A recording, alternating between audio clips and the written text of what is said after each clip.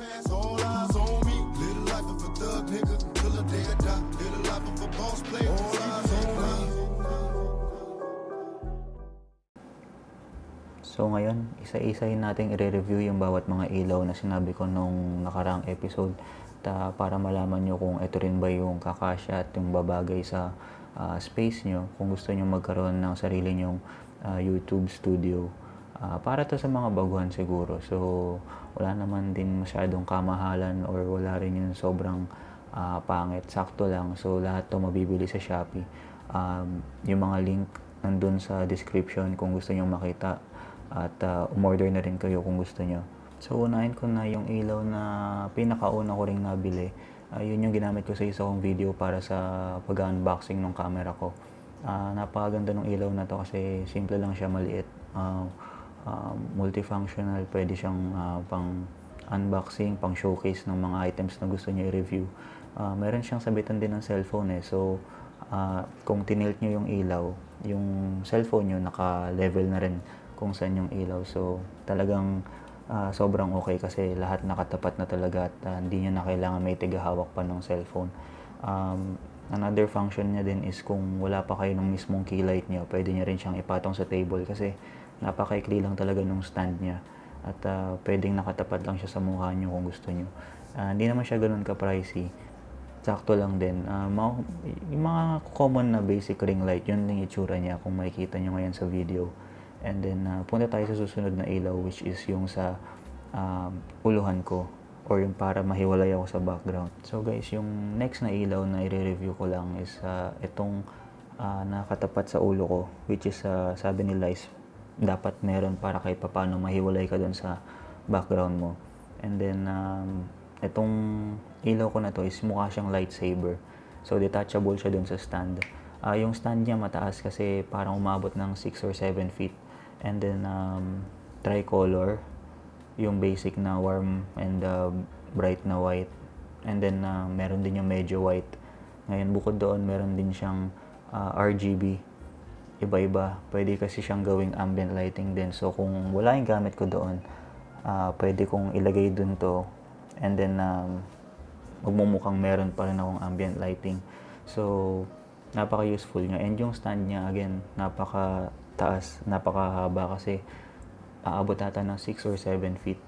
And then, ayun, mura lang din siya. Hindi siya yung kamahalan talaga. And mukhang nagagawa naman niya yung purpose niya, which is yun nga, ihiwalay ako dun sa background. So, punta tayo dun sa next na ilaw which is yung key light. Tricolor siya and then sobrang laki nung stand niya. As in, makikita nyo, aabot sa roof. Kung yung ginagamit ko para sa ulo ko is nasa around 6 to 7 feet. Ito talaga abot 8 to 9 feet kasi kita nyo, sumayad na sa ceiling and pwede ko pa siyang itaas. Bitin pa nga And then, napakaliwanag niya.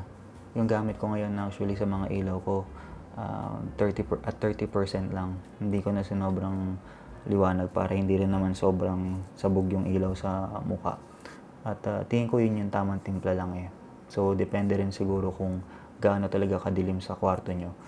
Sa ngayon, lahat ng ilaw sa ceiling nakapatay. So, ang gumagana lang talaga is yung dito sa ulo at yung key light ko. And then, yung ring light na sinabi kong pang-unboxing nandito.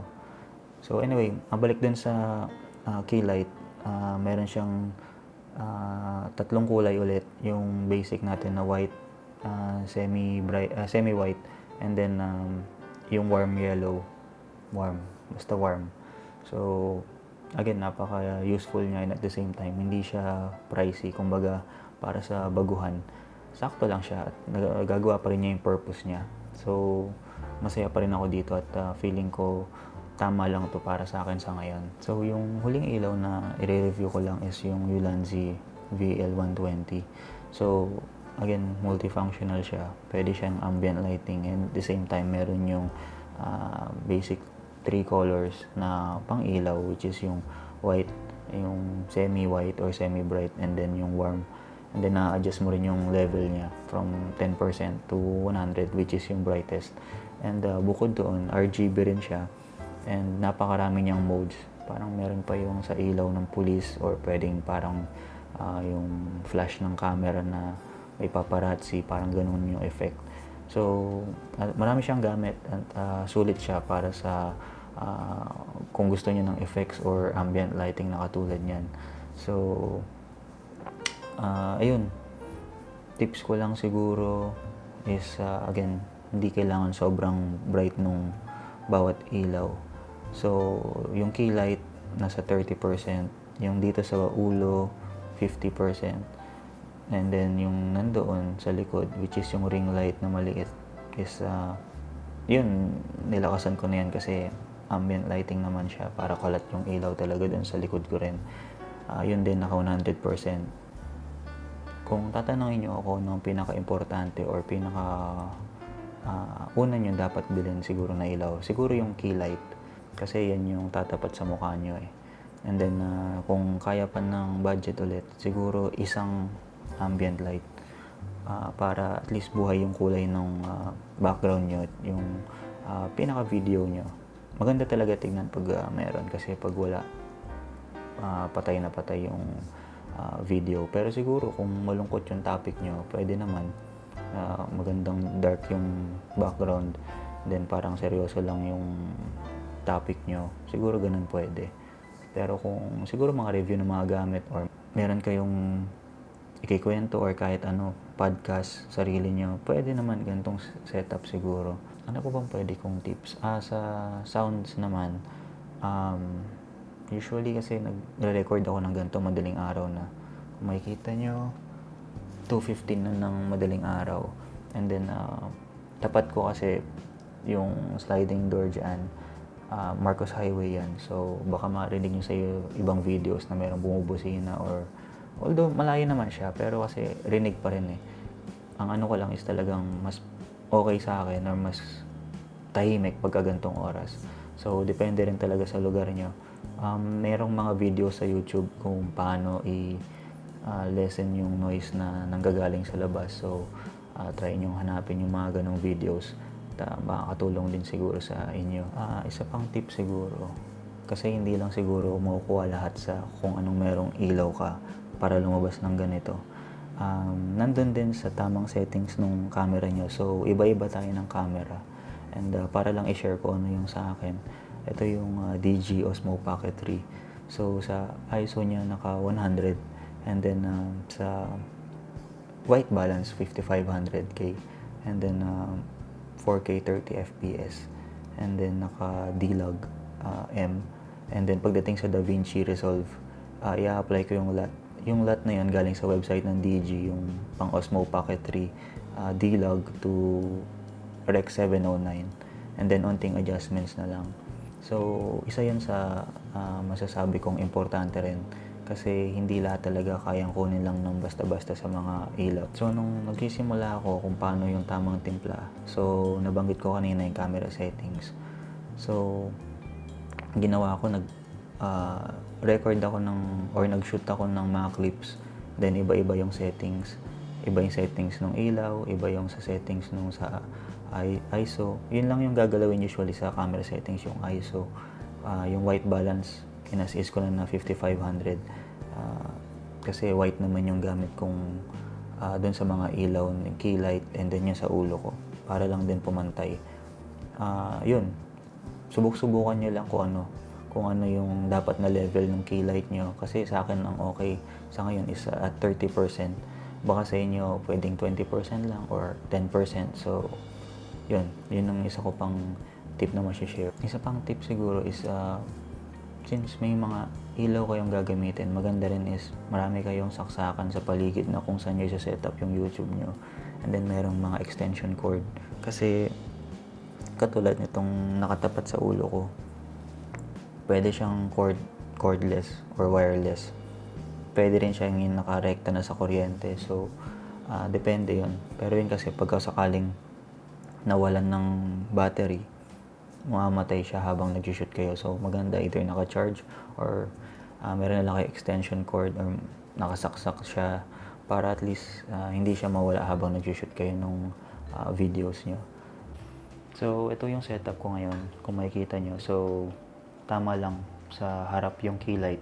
Then yung sinasabi ko sa inyong ilaw sa ulo is yun yung nandoon sa gilid na parang lightsaber. Then yung ambient lighting dun sa baba na dilaw, which is yung ring light na maliit. And then ambient lighting ulit sa likod ng monitor. Then dun sa mga monitors may nakalagay lang na Tito Dane. So yun, mukha lang siyang malinis tignan pagka sa video, pero ganyan siya kagulo pagka tinignan niyo ng kabuuan.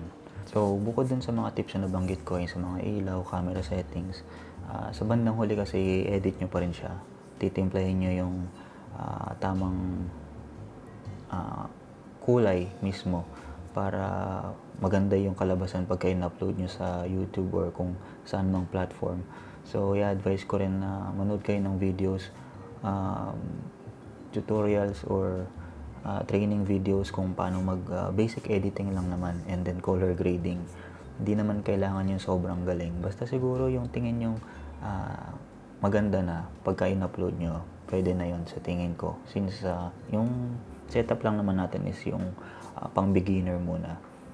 Nagmukha lang siguro medyo pro dahil meron tayong mga lighting. Pero again, sa bandang huli, yung editing talaga yung makakapagpalabas nung magandang kulay din. Isa sigurong tip, although hindi ko siya na-try talaga kasi late ko na nalaman,